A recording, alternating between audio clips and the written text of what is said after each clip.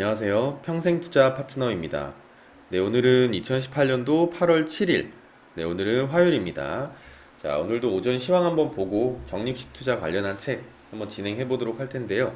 자, 오늘은 시황이라기보다는 회원분들하고 같이 좀 나누고 싶은 어떤 이야기들, 그 정보들, 그런 걸로 좀 봐주시면 좋을 것 같습니다.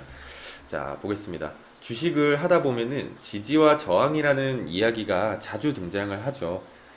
과거의 일정 가격 구간에서 반등을 하거나 아니면 혹은 저항을 받는 모습을 흔히 우리는 이렇게 지지와 저항이라고 부릅니다. 그러나 지지와 저항에는 이 생략된 단어가 있는데요. 바로 심리적이라는 단어이다 라는 것이고, 즉 심리적 저항 영역, 심리적 지지 영역이라고 부르는 것이 좋을 듯 합니다. 이 과거 내가 고점에서 물렸던 가격은 잘 잊혀지지가 않죠. 그래서 심리적으로 내가 산 가격이 다가오면은 굉장히 불안해집니다. 심리적으로 매우 불안해지고, 내가 산 가격까지는 언제쯤 반등하려나, 혹시 오지 않으면 어떻게 해야 하나 등등. 그래서 웬만해선 이 대부분 내가 샀던 가격보다는 살짝 아래에서 빨리 치워버리는 경향이 많습니다. 그러니까 본전이 다가오면 불안해지는 겁니다. 더 이렇게 떨어질까봐 과거의 기억들, 이 하락했던 과거의 기억들 때문에 이 반등이 진짜 반등인지 알지 못하고 더 하락할 것이라는 어떤 심리적인 불안함 때문에 아래부터 쭉쭉쭉 팔기 시작하기 때문에 이 물렸던 고점 부근에서 저항의 어떤 영역이 나타난다라는 것이고, 이 대략 이 15년 전부터는요 20일 이동평균선에 대한 어떤 관심이 좀 많아졌고, 어떤 사람들은 20일 이동평균선을 생명선 혹은 목숨선이라고 말을 했습니다. 근데 신기하게도 그 한동안 이 15년 전에 유행했던 그 한동안은 굉장히 잘 맞았다라는 거거든요. 하지만 그 이후로 개인 투자자 대부분 유행처럼 20일 이동평균선을 지지하는지 저항받는지가 굉장히 중요한 기준이 됐다라는 거거든요. 개인 투자자 분들에게도. 그러나 한번 생각을 해보면 기술적 분석에는 영원한 것, 무조건이라는 말은 절대 없습니다. 절대 없고, 오히려 최근에는 20일 이동평균선에서 속임수가 오히려 더 빈번하게 발생한다라는 거거든요. 그러니까 그때는 맞았어도 지금은 틀린 것들이 또 많습니다. 시대가 변할수록 또 바뀌는 것들도 많기 때문에 지금은 오히려 속임수가 더 빈번하게 발생한다라는 것이고요. 이 과거에 많은 사람들의 심리적 요소가 반영된 가격 구간, 즉 시간이 지나도 잘 지워지지 않는 기억이 현재에서는 전혀 도움이 되지 않는 경우이다라는 겁니다. 그러니까 저희도 작년 2017년도가 좀 그러하다라는 거고, 작년에는 시장이 너무 좋았기 때문에 좀 굉장히 큰 수익이 좀 잘 났었죠. 잘 났었고, 그 기억이 지금 2018년도 이제 한 8월 달이 지난 지금도 아직도 생생하죠. 아직도 생생하고, 하지만 그 기억들은 현재 우리에게는 전혀 도움이 되지 않을지언정, 뭐 생각을 하면 기분이 좋아지긴 합니다. 도움이 되지 않을지언정. 하지만 지금은 2018년도죠. 2018년도. 그러니까 2017년도는 돈을 벌어야 했던 시간이라면, 지금 2018년도는 돈을 지켜야 하는 시간이다라고 좀 봐주시면 좋을 것 같습니다. 즉, 리스크 관리를 해야지 미래의 또 다른 기회에서 이 돈을 벌 수 있는 시간을 만날 수가 있는 거거든요. 지금 이 시장에서 만약에 돈을 못 지킨다면 아마 이 돈을 벌 수 있는 시간이 다시 이렇게 왔다 갔다 하면서 돈을 벌 수 있는 이런 시간들이 왔을 때 주식 투자를 할 돈이 없다라는 거거든요. 그래서 지금은 좀 리스크 관리에 최선을 다하자라는 것이 일단은 저희의 의견입니다. 그래서 그렇게 봐주시면 좋을 것 같고, 자, 오늘은 뭐 오전 시황이라기보다는 저희가 좀 드리고 싶은 말씀을 한번 좀 글로 이제 적어봤고요. 그래서 같이 잃지 말고요. 같이 좀 오래오래 주식할 수 있었으면 참 좋겠습니다. 자, 오늘은 여기까지 오전 시황 이제 마치도록 하고요. 자, 이제 적립식 투자 관련한 책 한번 진행해 보도록 하겠습니다.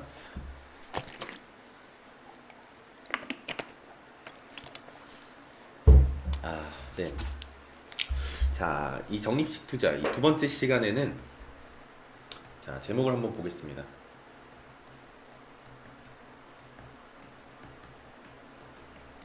적립식 투자는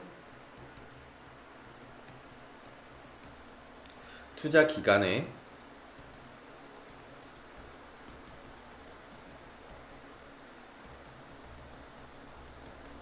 네, 적립식 투자는 투자 기간에 초점을 맞춘다.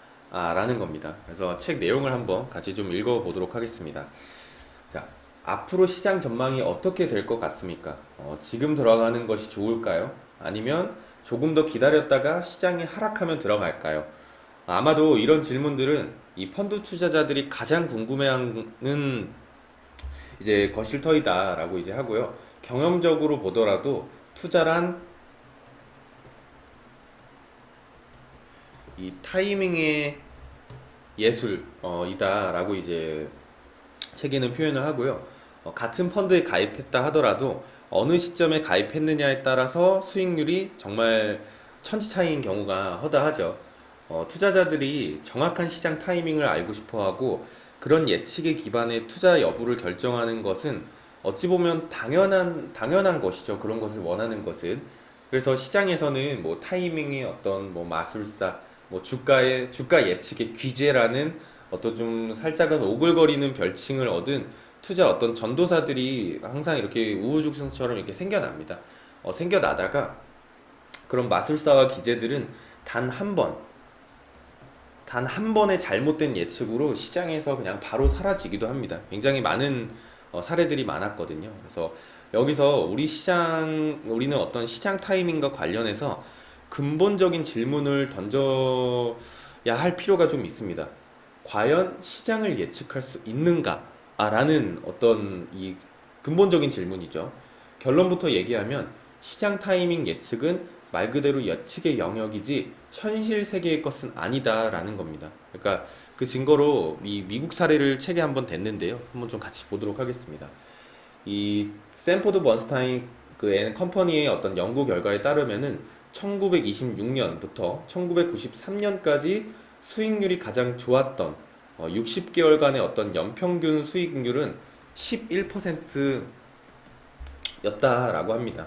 하지만 수익률이 가장 좋았던 60개월은 1926년부터 1993년까지 전체 기간에 7%밖에 되지 않았다라는 거고요. 굉장히 짧은 기간이었다라는 거고, 이 60개월을 제외한 나머지 93%의 기간의 어떤 수익률은 연평균 0.01%밖에 안 된다라는 겁니다.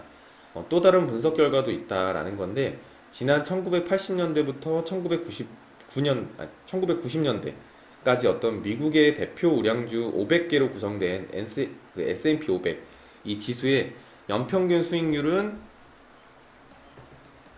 17.6%였다라는 겁니다.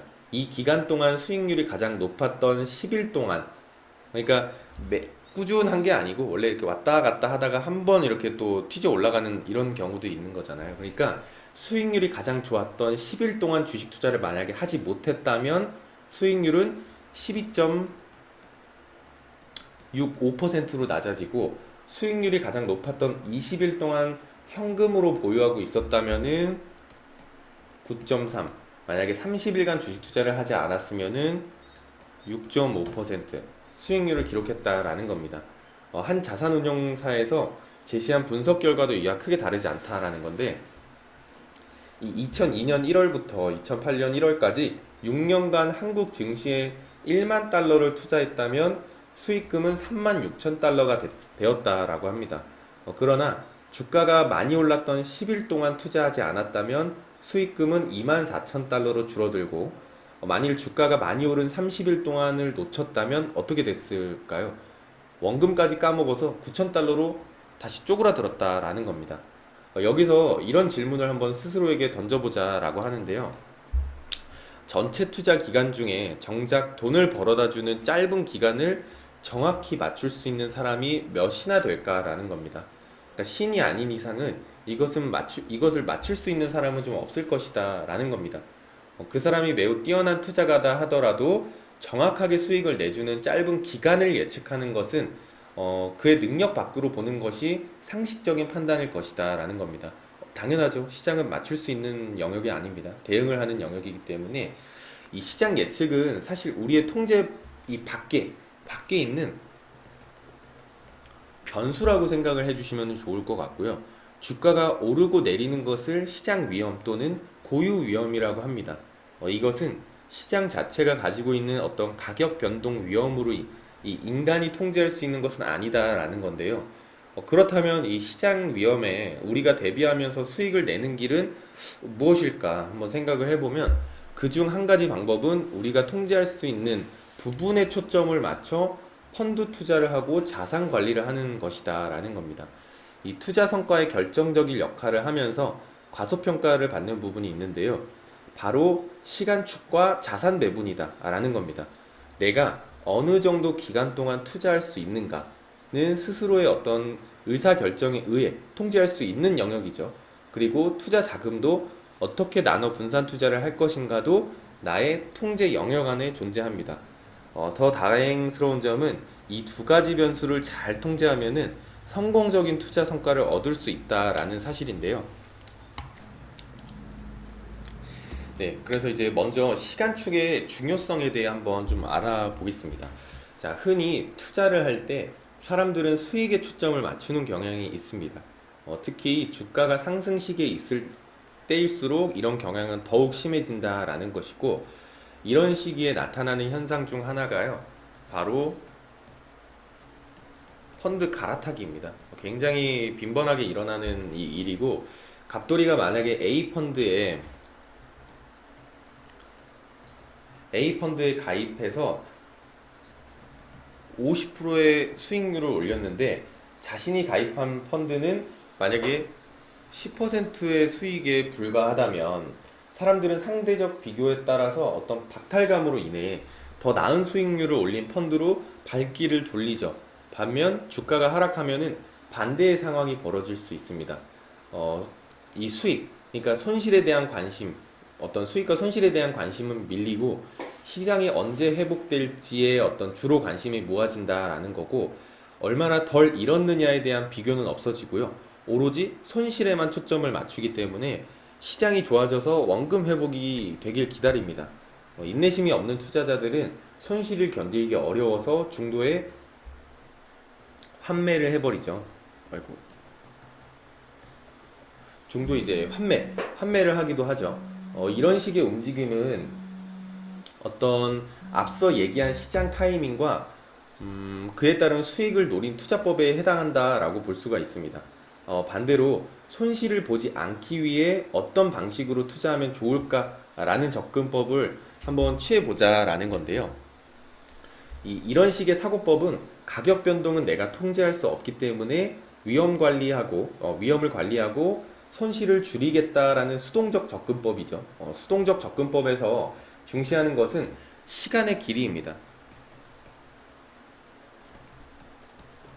시간의 길이, 즉 시간축이다라는 것이고, 말이 잘 갑자기 꼬이네요. 시간은 시장의 고유 위험인 가격 위험을 줄여준다라는 것이고, 자, 여기서 문제는 어느 정도 시간을 생각해야 하느냐입니다. 장기 투자 이론의 대가인 어떤 펜실베니아의 와튼스쿨 어떤 제레미 시겔 교수의 분석에 따르면 지난 100여 년 동안 미국 증권 시장에서 17년 이상을 투자하면 물가 상승률을 감안한 실질 수익률이 플러스인 것으로 나타났습니다. 그런데 17년을 투자할 수 있으면 좋겠지만 연금이나 펀드나 어린이 펀드처럼 장기 펀드를 제외하고 실질적으로 이렇게 투자하는 사람들은 별로 없죠. 17년 동안. 그쵸? 굉장히 힘들죠. 그래서 현실적으로 몇 년간 투자하면 돈을 잃을 확률을 줄일 수 있을까라는 어떤 관점에서 시장을 좀 분석해 봤다라고 합니다.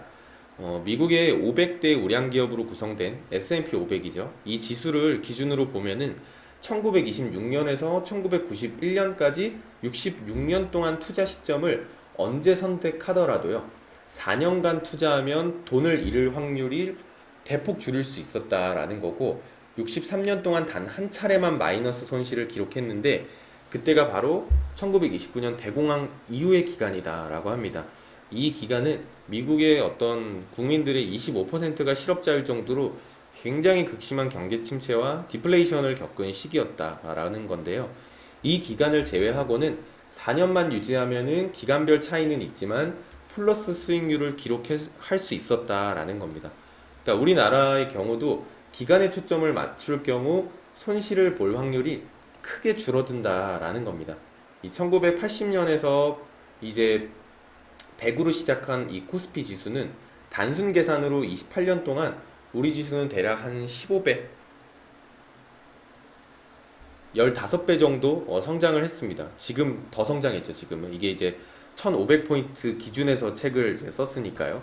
지금은 이제 더 성장을 했고, 우리나라의 경우를 살펴보면은요, 한 3년에서 5년 정도 투자를 했으면은 이 한 28년 동안에 어느 시점에 투자했더라도 수익을 냈을 확률이 80% 이상이었다. 이 정도 됐다라는 겁니다. 이 과거의 데이터들이 미래를 대신할 수는 없지만 투자 기간에서 이런 수치들이 주는 교훈들을 절대 무시해서는 안 된다라는 겁니다. 그러니까 교훈은 이렇다라는 것이 이 최소한 투자의 시간축을 짧게는 3년, 길게는 5년을 유지하라라는 것이고, 그러면 손실이 날 확률이 크게 줄어들고요. 수익을 낼 가능성은 매우 높아집니다. 적립식 투자는 투자의 시간축을 늘리는 훌륭한 투자법이고, 매일매일 시세가 변하는 시장 변동에 구애받지 않아도 된다라는 건데요. 오히려 투자의 시간축을 짧게는 3년에서 5년 정도 잡아놓고 시장 상황에 관계없이 그냥 꾸준하게 불입해 나아가면 된다라는 겁니다. 어, 이번 편은 다들 너무 쉽게 이해하셨을 거라고 생각을 합니다. 그러니까 이 기간에 초점을 맞춰야 된다라는 거고, 왜냐하면 보통 개인 투자자분들은 시장을 어떤 예측을 하는 것은 많이 어렵잖아요.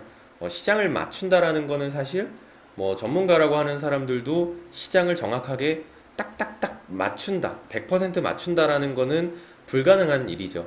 대응을 하는 것이기 때문에 이 펀드의 개념에서 봤을 때, 주식과 펀드는 어제도 제가 다르다고 말씀을 드렸죠. 펀드의 개념에서 봤을 때는 기간이 굉장히 중요하다라는 겁니다. 단기적으로 보통 포기해버리면은 아까 말씀드렸다시피 손실 구간에서 버티지 못하고 그냥 도망나 버리는 경우가 많거든요. 그렇게 되면 안 된다라는 거고, 시장을 맞출 수 없다라면 내가 통제할 수 있는 기간 설정은 내가 설정을 할 수 있죠. 그리고 어떤 자산 배분도 내 의지로 할 수 있는 것이잖아요. 그러니까 내가 통제할 수 있는 선에서 장기적으로 투자를 하면은 성공 확률이 굉장히 높다라는 것입니다. 그래서 만약에 주식 투자를 뭐 혼자 해서 도저히 답이 안 나올 것 같다라고 하시는 분들은 차라리, 그쵸, 제가 말씀드린 ETF 적립식을 뭐 2년, 3년, 3, 4년, 5년, 6년, 뭐 10년 동안 부어도 괜찮습니다. 그냥 월 적립식으로만 부으면 괜찮기 때문에 수익률이 괜찮다라고 저희는 말씀을 드릴 수가 있거든요. 그래서 그러니까 주식도 하고 펀드도 하고 뭐 여러 가지 자산 배분을 해 놓는 것이 원래 가장 안정적입니다. 그래서 오늘은 시간에 어떤 좀 중점을 둔 이야기였습니다. 자, 오늘은 여기까지 하고 마치도록 하고요. 내일 또 좋은 이야기로 찾아뵙도록 하겠습니다. 감사합니다. 평생투자 파트너 유튜브 시청을 진심으로 감사드립니다. 주식 관련한 상담을 원하시는 구독자 분들께서는 현재 화면 상단에 표시되는 무료 종목 상담 신청하기를 터치하셔서 성함과 연락처를 남겨주시면 상담 도와드리도록 하겠습니다. 감사합니다.